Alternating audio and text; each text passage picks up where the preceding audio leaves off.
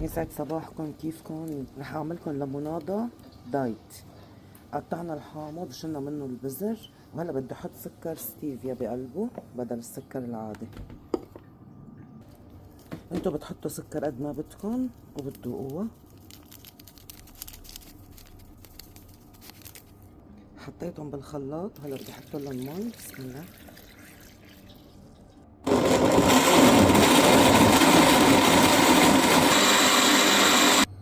وهلا بنصفيهم. بسم الله. شوفوا قد حطيت، يعني هول كان بدهم كباية سكر بس عادية، بس يلا هيك أطيب وأحسن، صحي أكتر.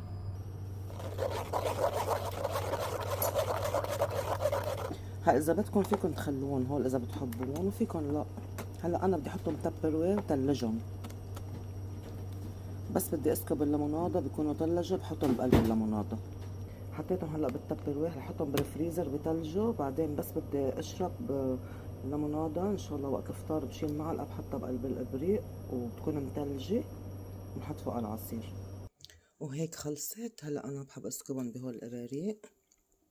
بسم الله الرحمن الرحيم. اذا بدكم تحطوا نعناع اذا عندكم نعناع. وهيك صاروا جاهزين، اطيب ليمونادة دايت.